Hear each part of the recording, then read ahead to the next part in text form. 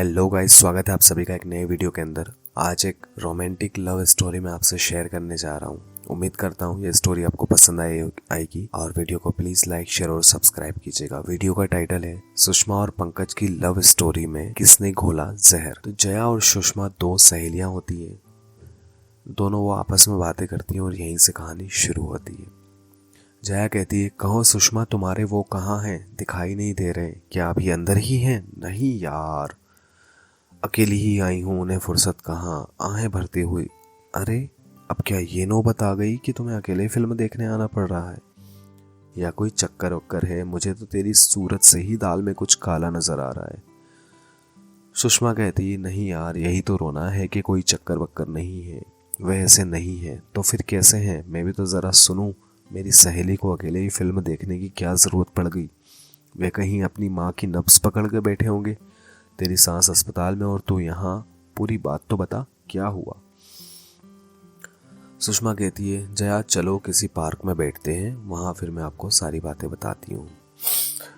सुषमा कहती है, मैं तेरे पास ही आने वाली थी। इन 3-4 महीनों में मेरे साथ जो गुजर गया वह सब कैसे हो गया, मेरी तो कुछ समझ में नहीं आता। कहते हुए सुषमा सिसक पड़ी।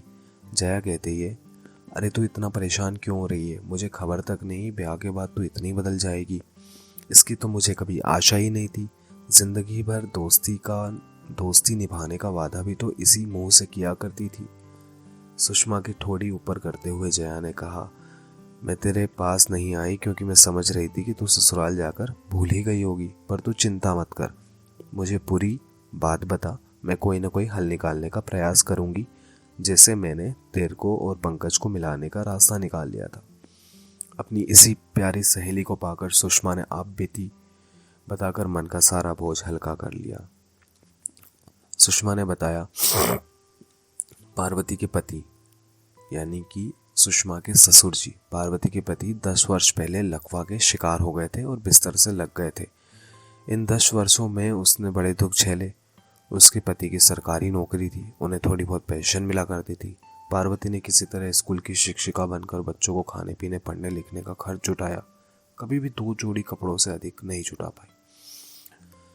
उस पर एकलौते बेटे पंकज को पार्वती इंजीनियर बनाना चाहती थी। गांव की थोड़ी सी जमीन थी, वह भी उन्होंने अपने चाह के लिए बेच देना पड़ी। एक एक दिन कर उन्होंने पंकज को पढ़ लिख कर इंजीनियर बन जाने का इंतजार किया था। बड़ी प्रतीक्षा के बाद वह सुखद समय आया जब पंकज सरकारी नौकरी में आ गया। पंकज के सरकारी नौकरी में आते से ही रिश्तों में भीड़ लग गई। उन्होंने कहीं भीड़ में भटकने के बजाय अपने बेटे को अपनी ही पसंद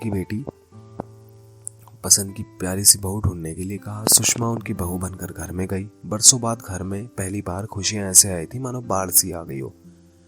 पार्वती ने बहू को बड़े लाड़ प्यार से अपने सीने से लगा लिया। छुट्टी खत्म होने पर पंकज से कहा, सुमी, माँ ने बहुत दुख झेले हैं, तुम थोड़े दिन उनके पास रहकर उनका मन भर दो। मैं हर सप्ताह आता रहूंगा, घर मिलते ही तुम्हें साथ ले चलूंगा। पंकज की बहनें दिन भर सुषमा को घेरे रहती, वे उन्हें कोई न काम करने देती। उन्हें प्यास भी लगती तो दौड़ के पानी का गिलास लाती। उनके सर में दर्द होता सर दबाने लगती।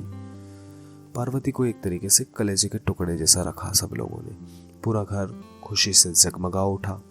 धीरे धीरे पंकज के विवाह को 2 महीने बीत गए। इस बार जब पंकज घर आया तो सुषमा ने कहा, मैं भी तुम्हारे साथ चलूंगी, अब मुझे यहाँ अच्छा नहीं लगता। पंकज ने कहा, बस अगले ही महीने की तो बात है, मैंने तुम्हें बताया ही था, फिर तुम्हें यहाँ कौन छोड़ने वाला है?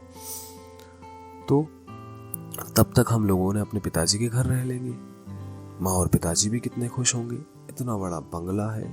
पंकज कहता है, नहीं सुषमा, मैं घर जमाई बनकर नहीं रह सकता, यह मुझसे नहीं होगा। यह मैंने तुम्हें भी पहले कह दिया था और इस बारे में मुझसे प्लीज आप जिद ना करो। उसने क्लियरली, पंकज ने मना कर दिया कि इस विषय में मुझसे बात ना करो और इस विषय में ज्यादा जिद मुझसे ना करो। तो ये कहानी का पहला पार्ट था। दूसरा पार्ट देखने के लिए प्लीज डिस्क्रिप्शन में लिंक है, वहां से जाकर आप देख लें। Thank you so much.